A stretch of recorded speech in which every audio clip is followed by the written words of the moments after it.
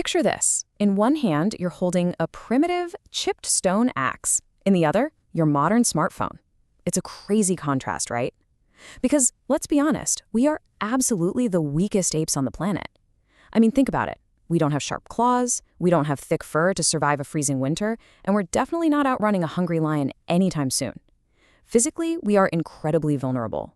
So, how exactly did we go from smashing rocks in the dirt to coding supercomputers? How did we become the ultimate survivors? Well, it all comes down to a massive evolutionary trade-off. We basically traded physical brawn for sheer, undeniable cognitive dominance.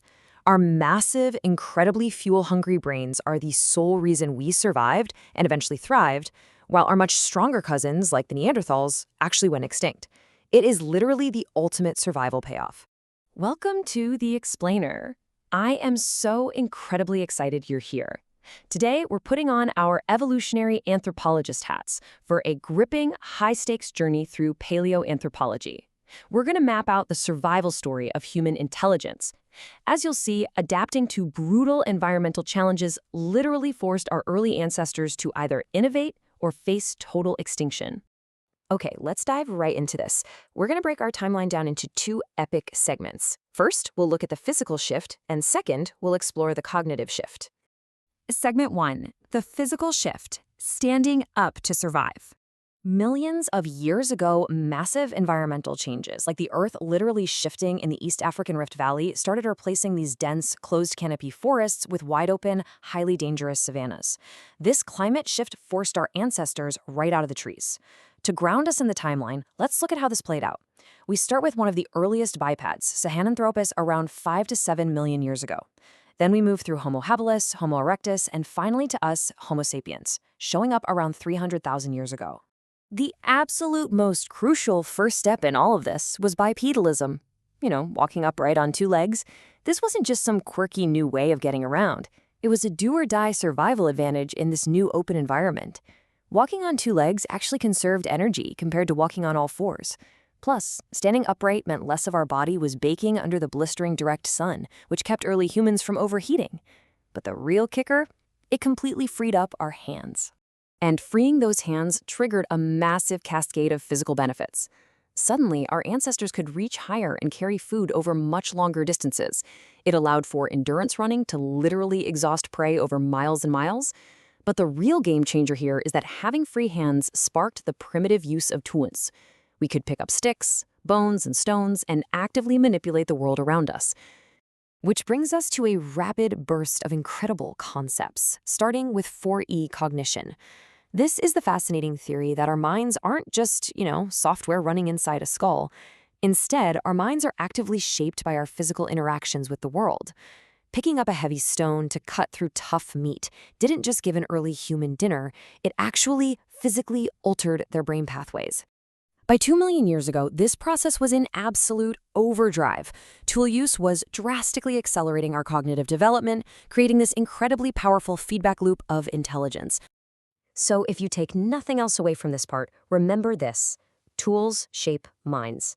Early humans used tools to solve everyday life-or-death survival problems, and using those tools rewired their neurology, setting the stage for even greater cognitive complexity. Now let's move to our next big leap, segment 2, the cognitive shift, fire, food, and brain power. Okay, so tool use was amazing, but to fund the next huge stage of our evolution, we needed a massive new energy source. We needed fire. Take a look at this breathtaking cave. This is Wonderwork Cave down in South Africa. Now, for decades, archaeologists debated exactly when early humans finally tamed fire. For a long time, the undeniable evidence only went back about 400,000 years. But deep inside this specific cave, researchers uncovered a dramatic secret left behind by Homo erectus. What's really interesting here is this microscopic image of burned bone and ashed plant remains. They found this a full 30 meters deep inside the cave. Using advanced microspectroscopy, scientists proved these bones were heated to around 500 degrees Celsius. There's no way a natural wildfire gets 30 meters deep into a cave. This is secure, rock-solid evidence of early fire use from a staggering 1 million years ago. And mastering fire meant one critical thing: mastering cooking. Think of cooked food like plugging your smartphone into a fast charger.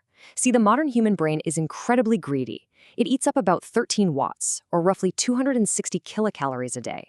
That is a full 20% of your body's total resting energy. Cooking broke down complex foods, making them easier to digest, which released the massive blast of calories needed to literally fuel the ballooning of our brain tissue. And the volume increase over time is just astonishing. Our brains doubled and then tripled in size. Early on, Homo habilis sat around 600 cubic centimeters. Fast forward to us, modern Homo sapiens, and we average about 1250 cubic centimeters. But wait a second, look at the data here. Neanderthals averaged 1,500 cubic centimeters.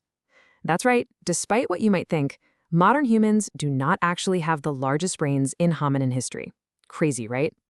So, why did we win out if they had bigger brains? The answer is encephalization. It turns out size isn't everything.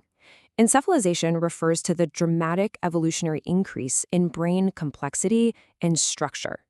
It's really about how the brain is organized, how it's folded, and how the different regions connect to each other.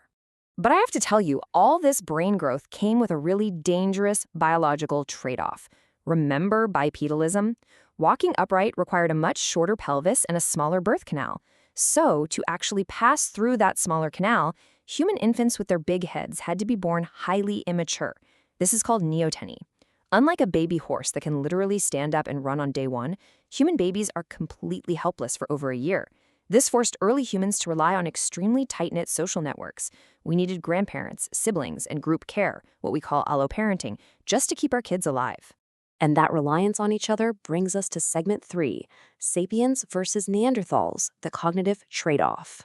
This social reliance sets the stage for the ultimate evolutionary showdown. Why exactly did our 1,250 cubic centimeter brain outperform the Neanderthals' 1,500 cubic centimeter brain? Well, it's all about how that neural real estate was used. Neanderthals lived in the dim, low light of glacial Europe, so they had to dedicate huge amounts of their brain space just to visual acuity and basic body control. Modern humans, on the other hand, evolved much larger upper parietal lobes. We basically traded away some raw, short-term memory capacity in exchange for complex language skills, offline thinking, and advanced social mapping. And this brilliantly illustrates the mathematical advantage of our specific brain structure. Look at the number 144. Because we dedicated so much brain power to social mapping, a modern human could effectively manage up to 144 complex social relationships. Neanderthals, who had far less brain capacity available for social functions, were likely capped at around 120 individuals per group. This leads us directly into two absolutely vital evolutionary models. First up is the social brain hypothesis. This proposes that our high-level cognitive complexity arose specifically because we needed to manage these large, intricate social groups. But this works hand-in-hand with the cultural intelligence hypothesis, which suggests our brains evolved to rapidly learn and pass down specialized survival knowledge. Having bigger social networks meant we could trade across much larger areas, share brilliant innovations faster, and even avoid inbreeding. It was, without a doubt, our true evolutionary superpower. So the crucial point is exactly how this superpower was tested. About 70,000 years ago, the massive Toba volcano erupted, triggering a sudden, brutal global freeze. The human population completely crashed. We're talking less than 10,000 breeding pairs left in Africa. We literally almost went extinct. But our ancestors survived this insane catastrophe. Why? Because their highly social, culturally intelligent brains allow them to rapidly invent new survival strategies and then share those life-saving tools across their vast networks to stay alive. To bring it all together, I want you to think about this quote: adapting to environmental challenges forced early humans to become smarter. From dropping out of the trees to walking upright, from harnessing the incredible power of a 500-degree fire to mapping out 144 friends in our parietal lobes. Intense survival pressures and the demands of social living literally reshaped our neural architecture. Which leaves us with a fascinating and maybe just a little bit unsettling thought to end on.